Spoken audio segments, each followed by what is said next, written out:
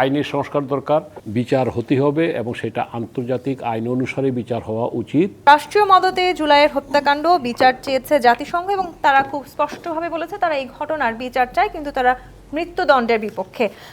কি মনে করেন আসলে এবার এই আজকের এই প্রতিবেদন উপস্থাপন করার মধ্য দিয়ে শেখ হাসিনার বিচার কাজ অনেকটাই এগিয়ে যাওয়ার সম্ভাবনা সৃষ্টি হয়েছে কিনা?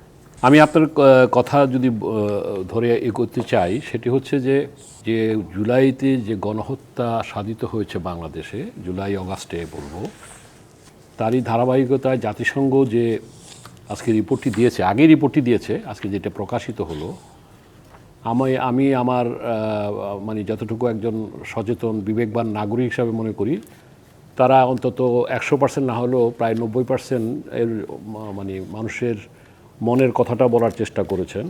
কারণ বিচার হতে হবে এবং সেটা আন্তর্জাতিক আইন অনুসারে বিচার হওয়া উচিত, এবং এই বিচারের কারণে বাংলাদেশের রাজনীতির সমীকরণ কোন পর্যায়ে যাবে সেটা পরের ব্যাপার, কিন্তু এই বিচারটা হতে হবে। কারণ বিচারটা হতে হবে এই কারণ যে মুক্তিযুদ্ধে আমরা 71-এর মুক্তিযুদ্ধের জন্য যারা দায়ী ছিল তাদের অনেককে আমরা ফাঁসির কাস্টে ঝুলিয়েছি, অনেক বিচার হয়েছে।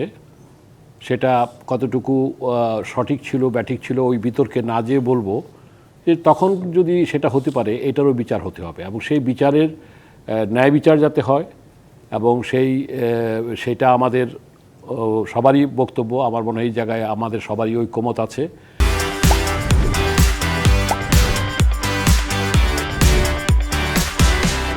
এবং এই বিচার করতে গিয়ে যাতে কোনো রাজনৈতিকভাবে বিচারের কারণে মানে নির্বাচন কিংবা অন্য কিছু যাতে ব্যাহত না হয়, কারণ বিচারের জায়গায় বিচার থাকবে, বিচারের এটা প্রক্রিয়া, এটা আপনি হুট করে বিচারের রায় আপনি 1 বছরে হয়তো নাও হইতে পারে, এটা আমার সাধারণ জ্ঞান থেকে বলছি।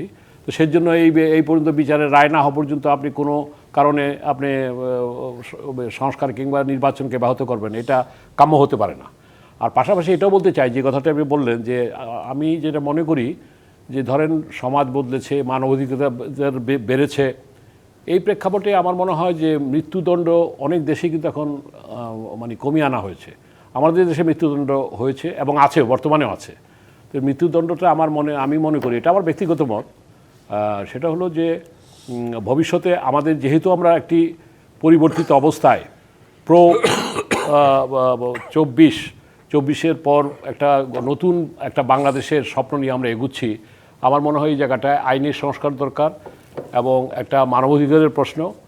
মৃত্যুদণ্ডের পরিবর্তে সে হয়তো থাকতে পারে, সে তার সারা জীবন থাকতে পারে, তার রাজনীতি করার অধিকার হরণ হতে পারে এইসব আইন দিয়ে, কিন্তু আমি ব্যক্তিগতভাবে মৃত্যুদণ্ডটা এই বর্তমান বিশ্বায়নের যুগে এই অবস্থায় আমি ব্যক্তিগতভাবে এটা সমর্থন করি না। কারণ এটা মানুষ সভ্যতার যত আগাচ্ছে, মানবাধিকার যত প্রতিষ্ঠিত হচ্ছে, এই জিনিসটা কিন্তু সাধারণভাবে মানুষ মানে গ্রহণও করবে না, এবং এটা কমে আসছে, সারা বিশ্বে এটা কমে আসছে।